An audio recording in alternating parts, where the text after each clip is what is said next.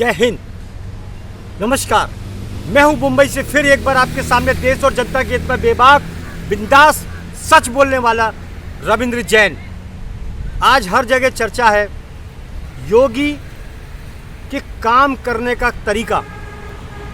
हर जगह चर्चा है, पूरी दुनिया में, भारत तो छोड़ो पूरी दुनिया में चर्चा है कि योगी आदित्यनाथ का काम करने का तरीका बिल्कुल अनोखा है, क्योंकि वो खुद अपने आप में एक सिस्टम है। सिस्टम होता है तो सुकून मिलता है, शांति होती है, सौहार्द पैदा होता है। इसीलिए उनके सिस्टम की पूरी दुनिया में चर्चा होती है कि योगी आदित्यनाथ का सिस्टम कुछ अलग है, दुनिया से अलग है, इसलिए चर्चा होती है। हमने ये पाया कि जो भी कुछ सिस्टम उनका जिस तरह उन्होंने बनाया या जिस तरह सिस्टम से वो चलते हैं, जो उनका काम करने का तरीका है, वो रियली फैक्ट है। सच्चाई पर चलने वाले जिनका जो सिस्टम है, उन्होंने देश हित में काम किया और देश के लिए जो भी काम किया और अभी तक उनका जो भी कार्यशैली थी वो सत्य पर आधारित थी और देश हित में थी।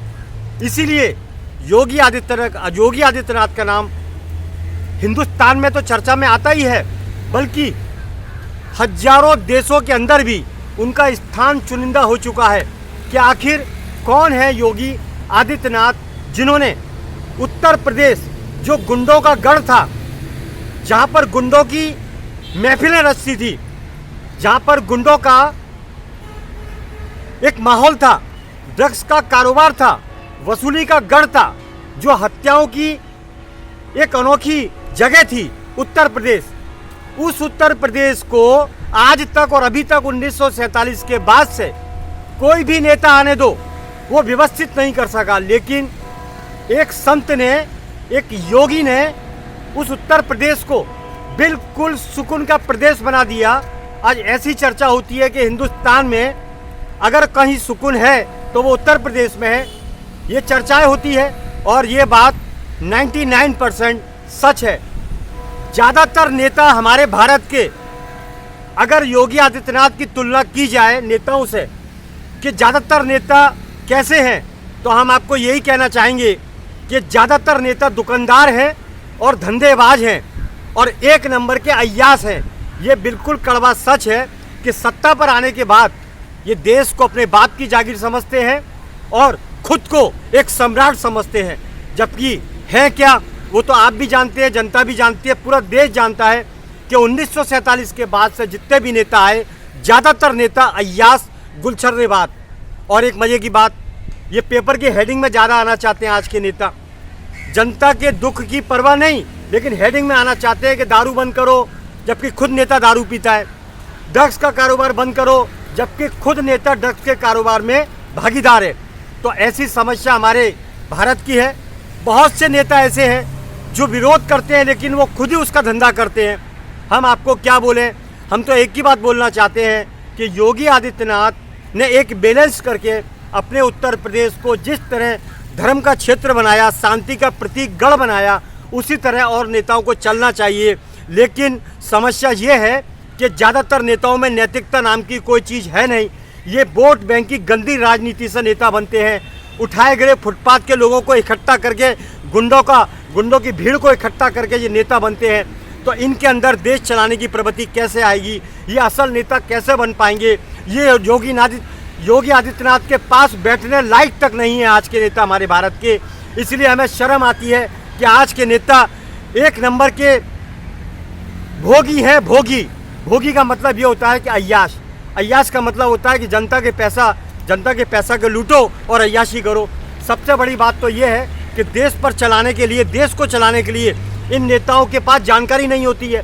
बस ये तो गुंडागर्दी से चुनाव जीतते हैं और अपने आप को ये साबित करते हैं कि हम बहुत बड़े एक नेता हैं और देशभक्त हैं। तो ये क्या करते हैं, एक गुंडों की टीम बनाते हैं, अपने पिल्लों को पालते हैं, दलालों को इकट्ठा करते हैं कि तुम जम के लूटो, खुद भी खाओ और मुझे भी दो। इसीलिए इनके खिलाफ कोई आवाज़ उठाता नहीं है और जो भी आवाज़ उठाता है ये उसे मरवा देते हैं। इसका जो नतीजा है, इनसे वकील डरते हैं, इनसे डॉक्टर डरते हैं, इनसे पुलिस वाले डरते हैं। अब बताइए कि असली गुंडा है कौन? ये समस्या है हमारे भारत की। ज़्यादातर नेता एक नंबर के अय्याश और गुंडे तत्व में शामिल है।